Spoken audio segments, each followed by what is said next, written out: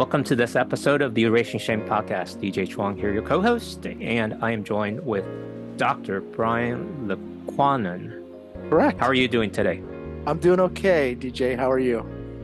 I'm doing well. Thank you so much for joining me on a casual conversation, and we're going to start with our leading question that starts most of our episodes. So what comes to mind when you hear the word shame? Well, the first thing that comes to mind is how shame is a major barrier of people not reaching out and asking for help. Right? Mm-hmm. Shame to me is this harboring a sense of humiliation, right? Mm-hmm. A high degree of distress caused by maybe some type of behavior someone engaged in, but it's feeling this level of humiliation. And that's shame, along with other things like fear and guilt.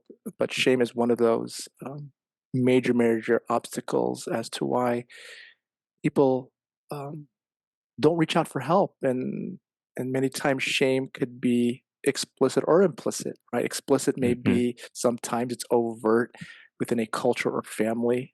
Shame for things like seeking help for mental health or having a mental health condition or using substances or what have you, or infidelity.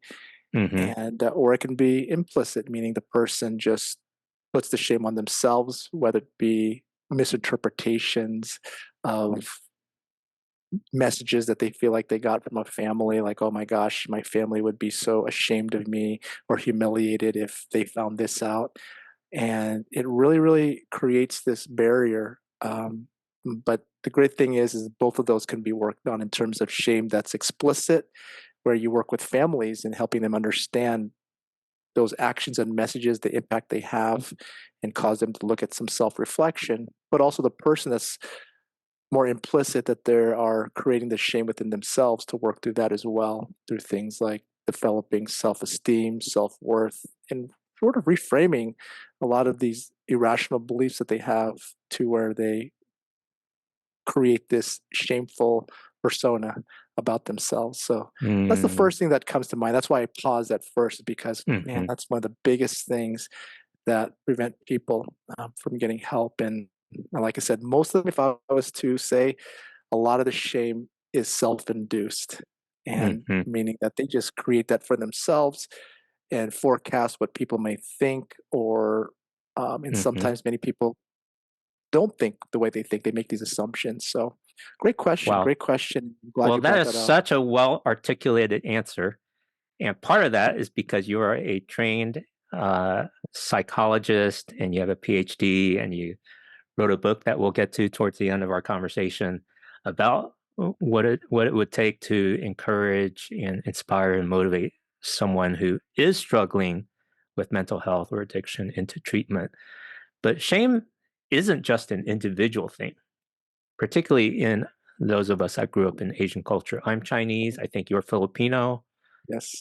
And shame just comes with the package of our epigenetics, of our family upbringings for generations. It's just part of our culture.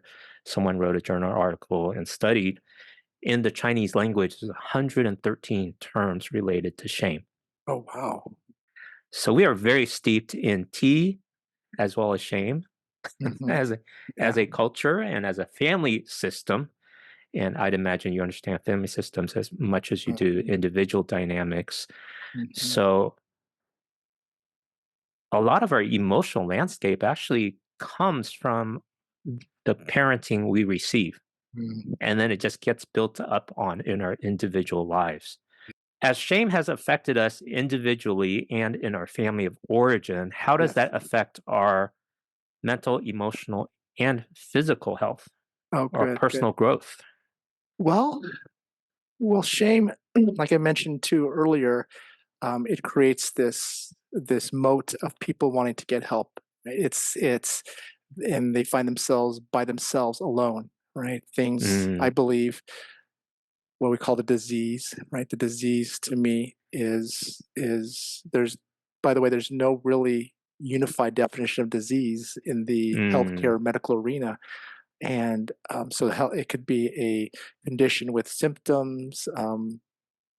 So varying definitions. The World Health Organization defines it as not the presence of infirmity, but the level of health, Mm, and without the complete absence of infirmity. And so I like to expand the definition of disease. It's any entity in our life, any entity that's been chronic, meaning long lasting, and creates impairment in multiple areas of our life. And so mhm, we usually think of a disease as, oh, it's a what medical condition, what mental health condition do you have, what substance are you struggling with, right? We have diabetes, we have hypertension, we have Crohn's disease for medical issues, for the mental health issues, we have a depression, anxiety, post-traumatic stress disorder, alcoholism, and so forth. But things like selfishness could be your version of a disease if it causes impairment in your life.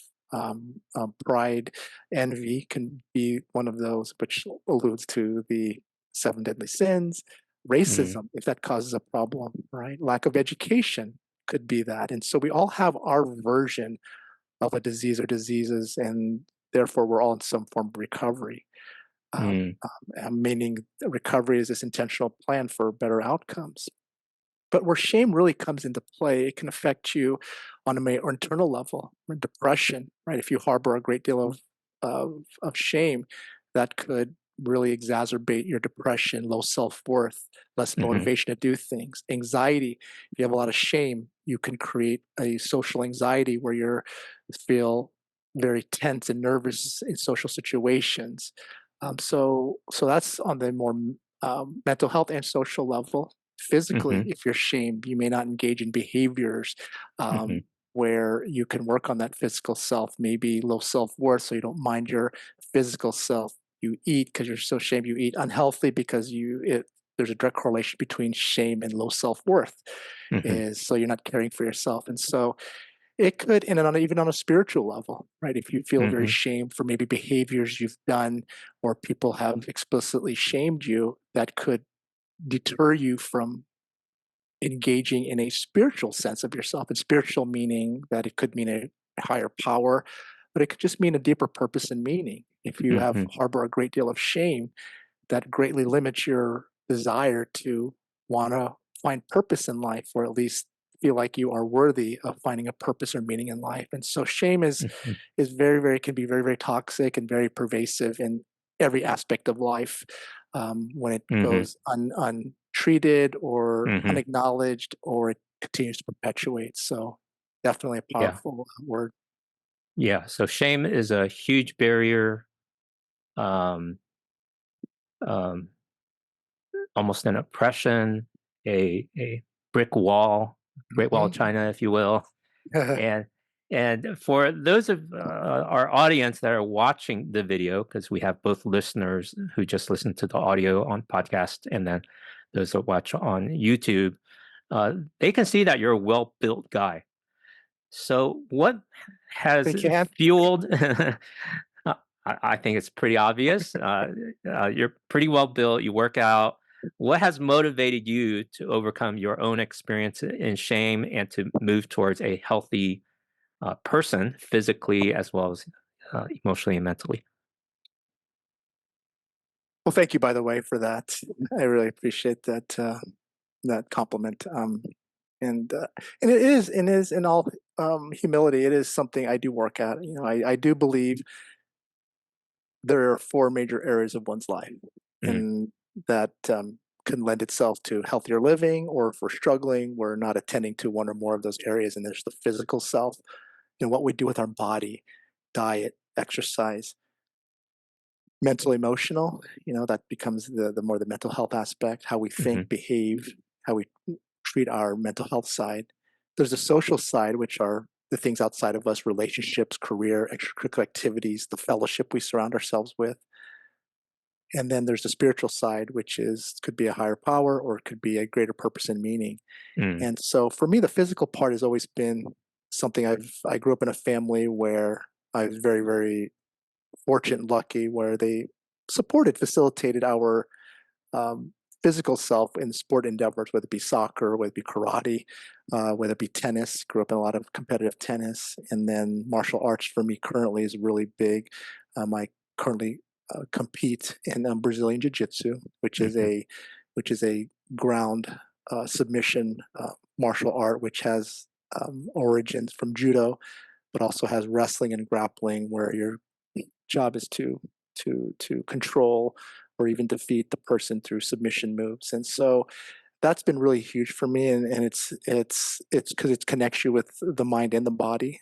Hmm. But for me, I've always really, it's working on healthy body image and recognizing that connection between mind, body, and spirit has been really, really important for me. Hmm. And and I just realize that it's one of the areas where I tell my clients that that's important to focus on. The things we Yeah. put into our body, and that's simple as diet. How quality of sleep that we get, and how we treat our body is huge in terms of our mental well-being. Because if we're not Hmm. taking care of our body, it's going to affect our mental well-being. If we're not taking care of our mental well-being, it'll impact our body. All four of those pillars, and Hmm. they're very symbiotic, and they both impact one another. If we're hyper Hmm. focusing on one, if I'm only focusing on my body, but I'm not doing Hmm. anything to work on my mental health, it's not going to do well. Hmm. If I'm Hmm. completely focused on my career but neglect my mental health or my spiritual self, it's probably not going to be a very Hmm. balanced lifestyle. So, Hmm. but yes, so the physical part is a really huge, and research consistently shows, when you engage in those, the things that come along with it: stress reduction, endorphin release, dopamine attainment, Yes. serotonin release is all Hmm. huge parts of our overall well-being. Yeah, and I asked that because having multiple rounds of dealing with depression, and I have a diagnosis of bipolar disorder for 24 Okay. years, and part of my treatment and recovery process has been learning to be more holistic in my recovery Mhm. journey. But so much of the initial treatment only focuses on psychiatry and psychology, which is the Yeah. talk therapy and medication. Hmm. And then I don't get much coaching or support in my physical or my diet or my social. And Hmm. part of that is I don't want to pay for it. And part of that, there's not as many professional services in those realms. Hmm. And so as you paint this out, how do you advise people to go beyond the psychological services that you provide? Well, one of the things you mentioned is that there's a financial part to it you want to pay. And it's pretty amazing where there's so many things that we can do. Like, we think that to gauge in something we have to pay for it. Yes, there's probably some certain activities you can do, but there's just so much. For example, we talk about the social part, right? The Hmm. fellowship. There are so many ways to connect with people, and I help clients um, take advantage of social media, Hmm. where you can connect with people that have liked interests, and so just be consciously aware of gradually building a fellowship of people to surround yourself with, create those intimate relationships. And you can do that in many ways, like, connecting with people, maybe attending a conference Hmm. or a social event. And so that's one thing that we can definitely do. That's not something that you really pay for. So fellowship is something we can always create. Um, and a lot of activities as well. One thing that I realize, I refer to 2020 and beyond as a really, really pivotal part in our lives, as there's been, Hmm. it was a very tragic time in our lives for sure. But there's also a lot of silver linings. And when I was working out, I did actually saw clients come to me because of the closure of gyms. These were Hmm. successful people that own businesses, and I said, "Well, what brings you here to therapy today?" "Hey, I'm losing it. My gym. I used to go to the gym at 5 in the morning. That used to be my thing, and I can't go to the gym anymore, as you recall, during that period of time."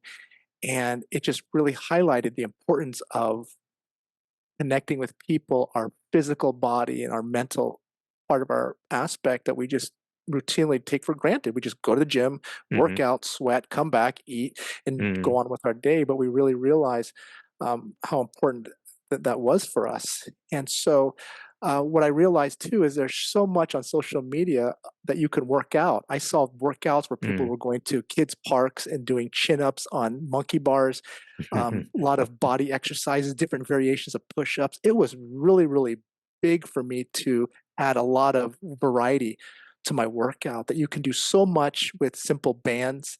You can do Hmm. with your own body weight. And so there you go. So that's something you don't need a formal gym. Some of the best exercises now are with like kettlebells that you can buy a Uh, kettlebell mhm. or like I said, the bands.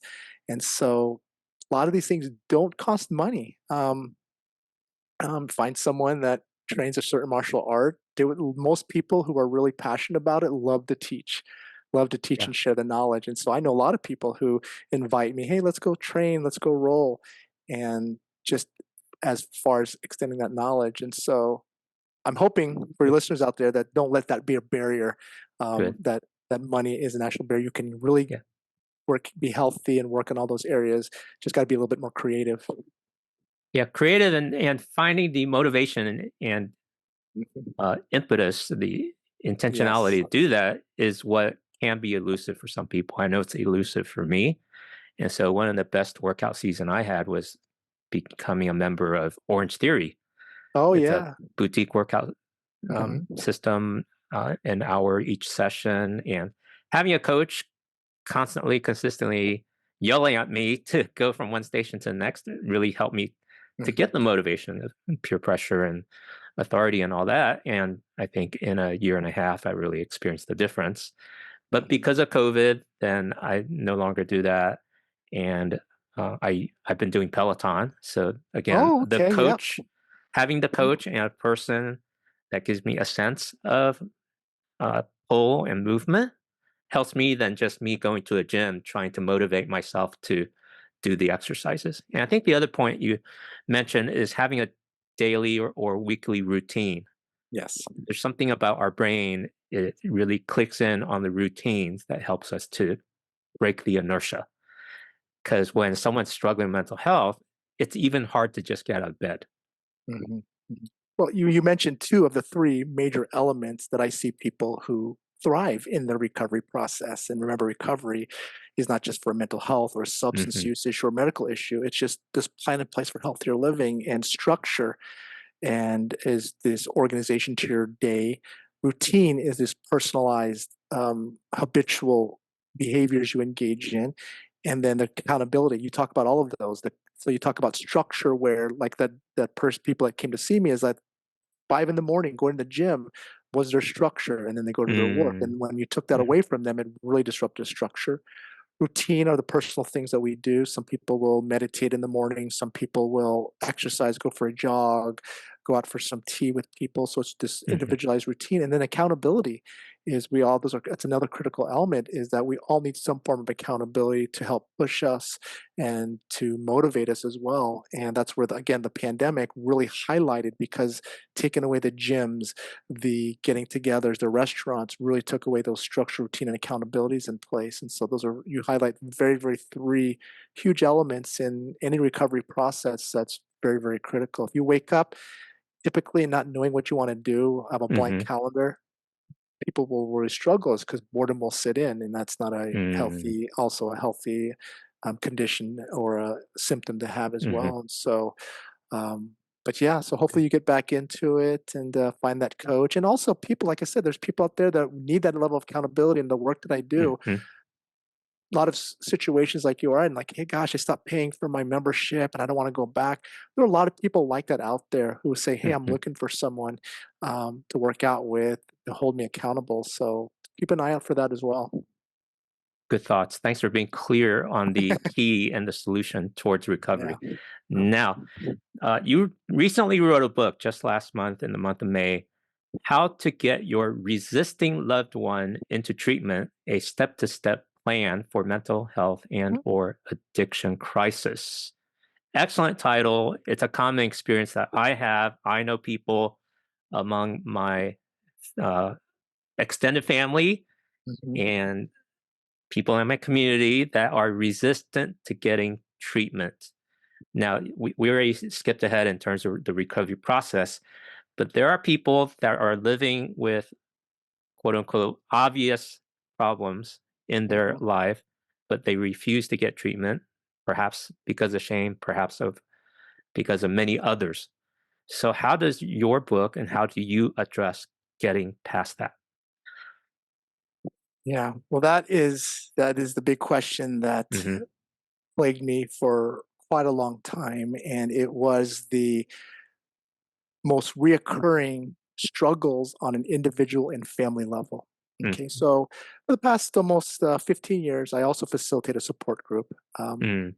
through an organization, which is the National Alliance of Mental Illness, and these Good. were a lot of these family members um, were coming because they have a loved one, whether it be a spouse, a child, a grandchild, or a friend or sibling, Hmm. who struggled with a mental health condition, whether it be Hmm. depression, anxiety, traumas in their life that they have never dealt with, or a substance use disorder. And they kept coming up with the same questions. What do we do? We're scared. They are suicidal, Hmm. or they have bipolarity or bipolar disorder. And if we Hmm. stress them too much, they may get into a manic psychotic episode. And so a lot of these families were stuck, and they were had a lot of fear, shame, and guilt. Hmm. And so I would get these family members when I would um, provide these support group talks. And I was also working at a treatment facility for adults struggling with mental health and conditions and so forth in my private practice. Is a lot of my interventions were very consistent, meaning, or very, very thematic, meaning these questions I was getting were the same and my responses were the same.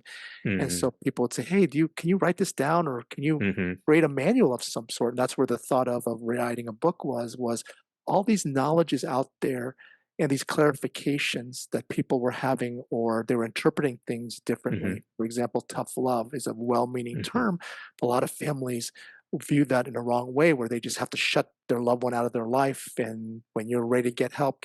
And that's a very difficult Hmm. place for someone who is harboring a great deal of shame. They're lonely Hmm. already, and that could really lend itself to very, very unfortunate consequences where they may take their life or just disconnect from the family Hmm. forever and so forth. And so Hmm. a lot of the knowledges were there were these what I call the 25 must knows, which I believe are the most essential knowledges that any family members should know to navigate through this process. I talk about um, the manipulation part of the disease. I do believe 80% of the disease is why someone struggles are valid reasons. They may have a medical Hmm. condition, a psychiatric condition, traumas, abuse, substance Hmm. abuse issue.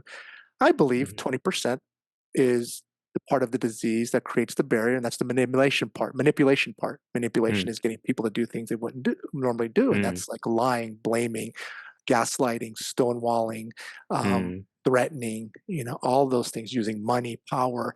And that's the barrier part that families on a family system level need to shut down for them to work on the 80%. And so a lot of what Hmm. I talk about are knowledges and strategies. And the biggest point of it is to have hope, because your loved ones, no matter how sick or ill they are, can still get better. I've seen it consistently.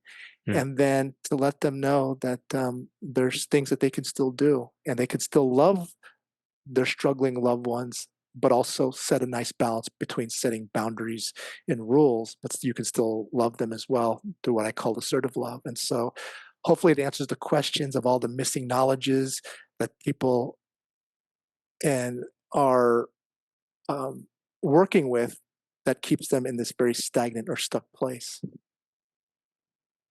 Such an important question, such an important book, and I'm so glad you uh, listed out 25 key ingredients to really consider and work through. And I mean, your book subtitle is A Step-by-Step Plan. So I look forward to getting the book, and I hope we can meet up since we both live in the Orange County area Yeah, and for get it sure. autographed. For sure, absolutely. Do you have an upcoming event coming up on your calendar where people might get to meet you in person?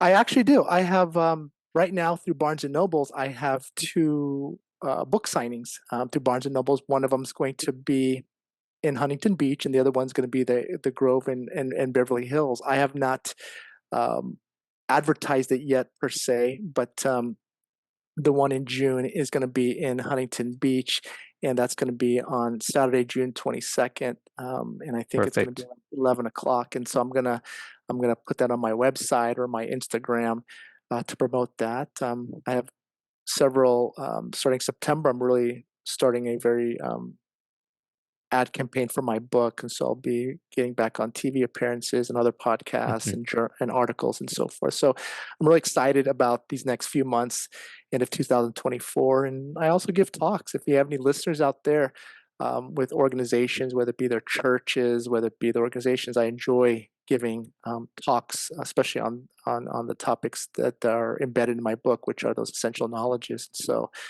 feel free to reach out to me. I'd be more than happy to talk and see what we can do from there.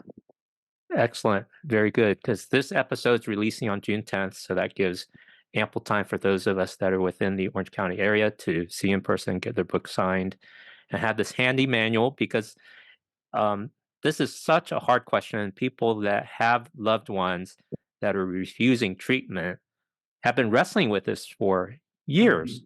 Mhm, And mhm, so it takes some time to really soak in the book and consider what are those practical next steps to help melt the ice of those hardened mhm. hearts. And quote unquote, obviously, someone who is struggling is because they have pain that they don't know how to resolve. And that pain turns into shame, which resists Exactly. treatment.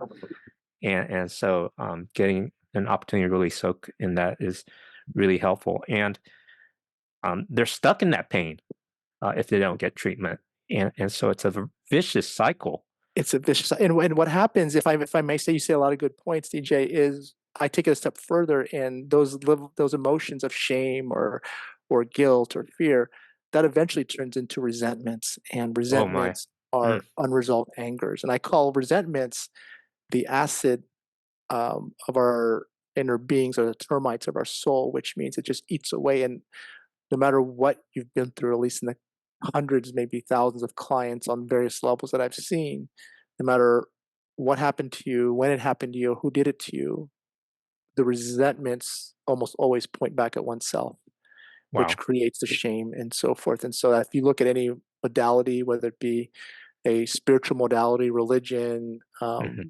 um, mental health therapy, Hmm. 12-step recovery is tackling resentments, because resentments Hmm. are so powerful. I think resentments is the broader umbrella, and then underneath the broader umbrella are things like shame, guilt, fear, Hmm. resistance, and all those things. And so that's why Wow. you see resentments being one of the most important avenues that people need to tackle and address, because that's how impactful it has in other areas of our life. And so that's one thing that you had mentioned. And the other thing too is, when I talk about treatment, sometimes people think treatment is, hey, going to a treatment facility. Where I Hmm. talk about in my book is, treatment is just getting them to a place where they accept help. Like, Hmm. okay, I'm ready. My life isn't working out. I'm Yes. scared. I don't know what to do.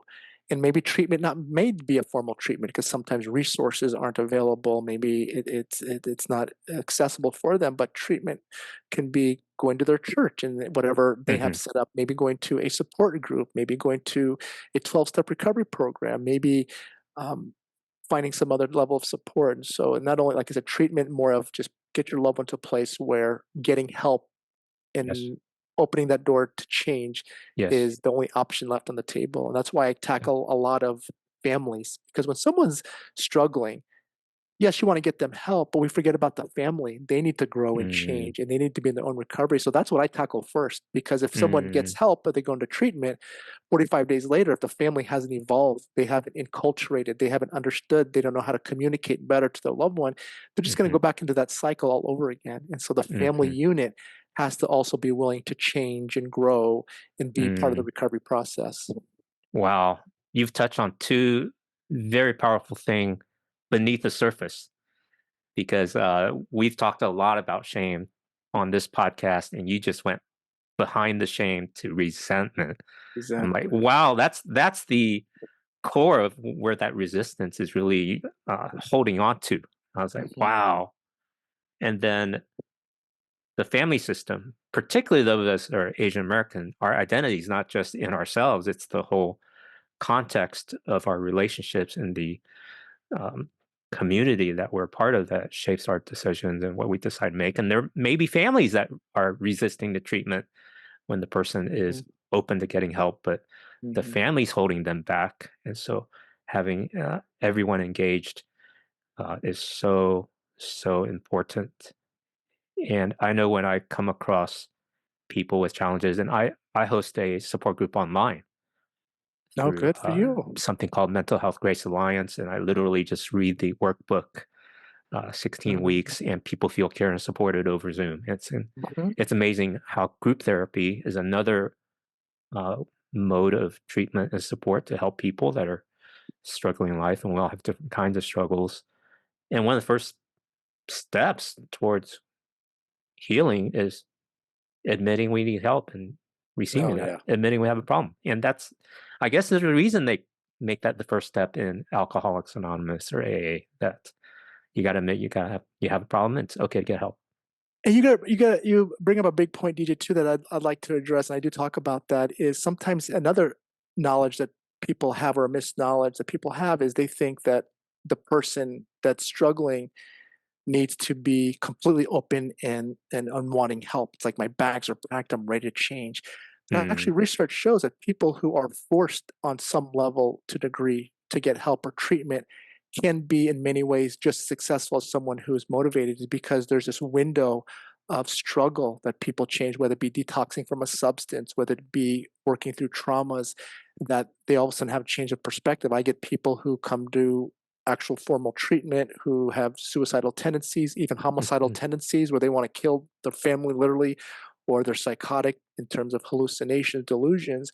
And after they stabilize and, when necessary, have medications or eating and sleeping and finally talking about things and connecting with people, all of a sudden that changes. That disease part is starting to wane, and all of a sudden they have mm, loving relationships, they don't want to hurt anybody, they have a desire to live and not kill themselves. And so that's one thing that people want to realize, and that's what I mean by that, is when you force someone into some level of treatment, there's that window of opportunity for them to have these aha moments where they get help and better, and these insights.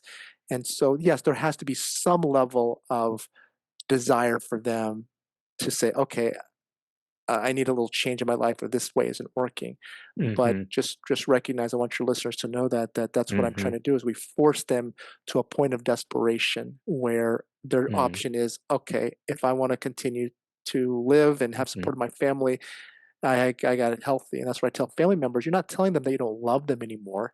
You're just telling them we're not going to support this unhealthy lifestyle any longer. And they have the choice and option to make that decision. Well framed, very persuasive. To me, anyways, I hope that would be persuasive to those who are listening and have a loved one that's resisting treatment. And by treatment, we don't need just mean just professional treatment, but open to getting help so that we Mhm. can live a better life and become the Yes. best version of ourselves. Thank you for writing this book. Go ahead and mention your website and what are the best ways for people to connect with you. Of course, we'll add link in the show notes at Okay. erasingshame.com. Yeah, well, my website is, and I'll spell it out. It's no space, no dots, but it's drbrianlicuanan.com, and it's